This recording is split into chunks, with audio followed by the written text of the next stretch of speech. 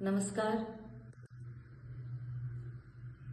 હવે આ જે ભાજપ સરકાર છે એમનું માનસિક સંતુલન ખોવાઈ ગયું છે, કેમ કે એમના જે મોટા મોટા કૌભાંડો છે ને, અને ચેતરભાઈએ જે કાઢેલા, તો હવે ચેતરભાઈને જેલમાં મૂકી રાખવા માટે એ લોકો કેવા કેવા ષડયંત્ર રચે છે.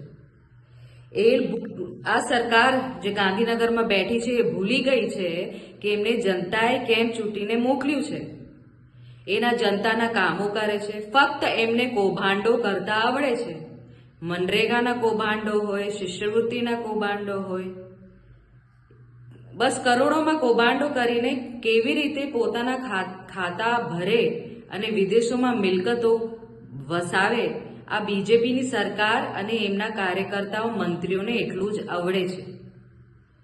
ચેતરભાઈની જામીન ના થાય એવી રીતે કંઈ ના કંઈ ષડયંત્ર વિચારતા રહે છે.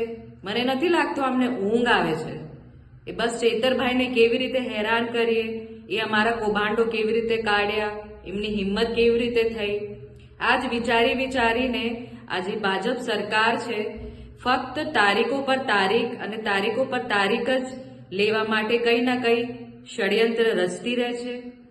અને અમારા ચેતરભાઈ જે અમારા આદિવાસી સમાજના આગેવાન છે, એ અમારા આદિવાસીના હકની લડાઈ કરે છે. એક સામાન્ય માણસ, જે બિચારો ખેડૂત માણસ હોય કે એક મજૂર માણસના પૈસા આજે ભાજપ કે કોંગ્રેસના લોકો ખાઈ જતા હતા, એને ઉજાગર કર્યું તો એમને એટલું પેટમાં દુખી ગયું કે ચેતરભાઈના પાછળ પડી ગયા છે આ લોકો. એમને તો શરમ આવી જોઈએ કે આજને તો કાલે એમનો પણ ભાંડો ફૂટશે અને એ લોકો પણ જેલમાં જશે, ત્યારે એમને કોણ બચાવવામાં આવશે? આટલા ચેતરભાઈ તો ખોટી રીતે ગુનો ના કર્યું હોય અને એવી રીતે એમને જેલમાં પૂરવામાં આવ્યું છે, ખોટા કેસીસ કરેલા છે. અને જે મર્ડરર્સ છે, રેપિસ્ટ છે, બુટલેગર્સ છે, જે કૌભાંડો કરેલા છે, એ લોકોને એક બે દિવસમાં જામીન મળી જાય છે. આ કેવું ન્યાયતંત્ર છે?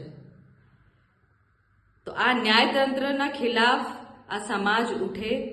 આ ભાજપ સરકાર જેવી રીતે ખોટા ષડયંત્ર રચીને એક ભોલી પ્રજાના પૈસા ખાઈ જાય છે અને એમને ઊંધું સીધું ભણાવે છે, તો અમારા ચેતરભાઈને તમામ સમાજ, આદિવાસી સમાજ ટેકો આપો અને આ લડત અમે ચોક્કસ જારી રાખીશું.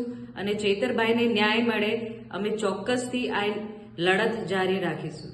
ધન્યવાદ.